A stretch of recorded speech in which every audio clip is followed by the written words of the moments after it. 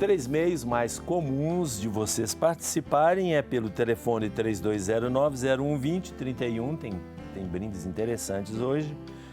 Pelo e-mail questõesdefé@tvhorizonte.com.br e também pelo facebook.com, chega direto no facebook.com/questões.defé. Agora nós vamos ter a música, é a continuação do Glória de Antônio Vivaldi, o Et in terra pax hominibus, continuação do Glória que nós ouvimos no segundo bloco. Confiramos.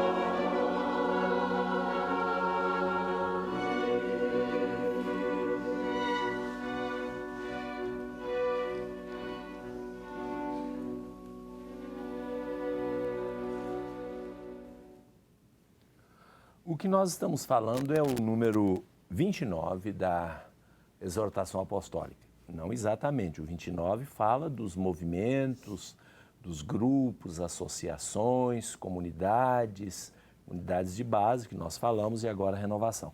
Eu falava de duas características e falava que faltavam 6.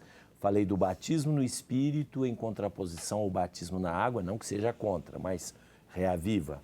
O reavivamento espiritual por contraposição a uma religião de tradição. Uma terceira característica é o entusiasmo e a efusividade emocional da experiência religiosa.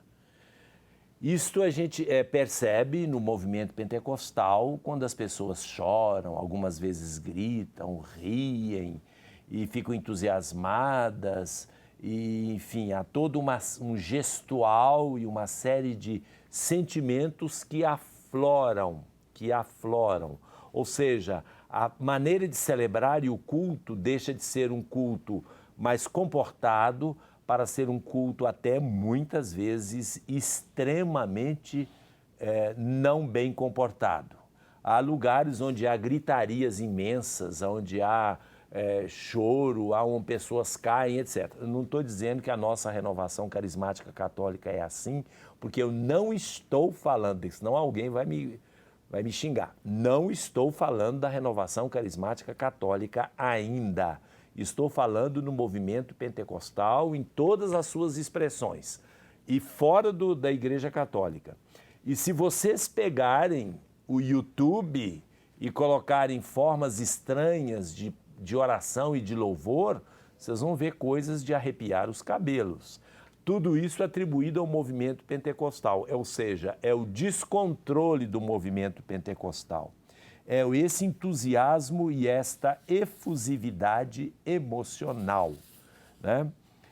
Agora, é bom lembrar uma coisa, existe um elemento negativo, mas existe também um elemento positivo no sentido de que esse entusiasmo e a efusividade emocional, em muitos casos, não promove aquilo que se chama fogo de palha, porque o movimento pentecostal perdura e se a gente olhar na renovação carismática católica, que tem o entusiasmo também, mas não descontrolado, o movimento, é o grupo que mais cresce e continua firme.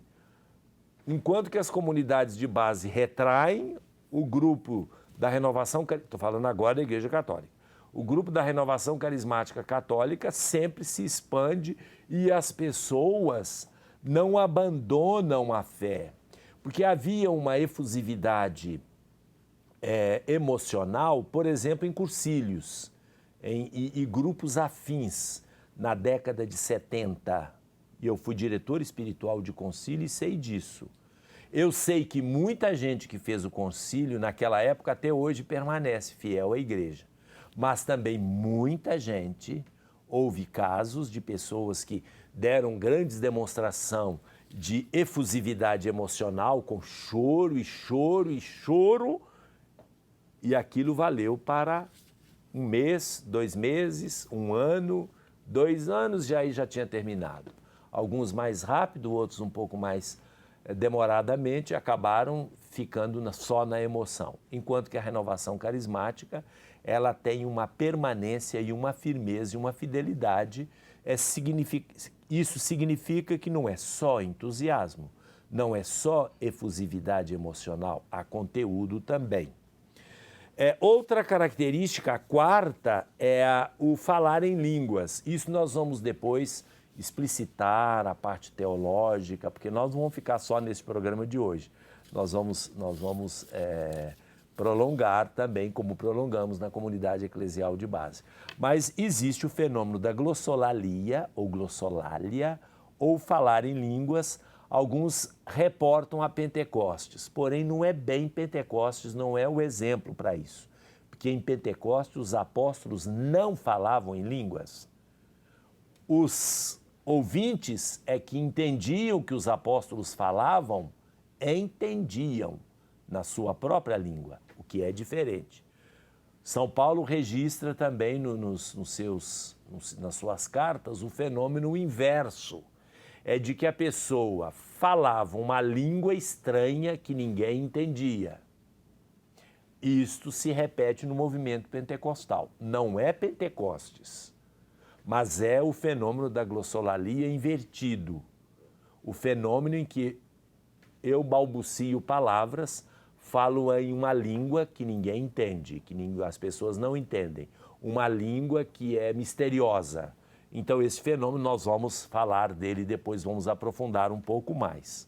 Essa é a quarta característica.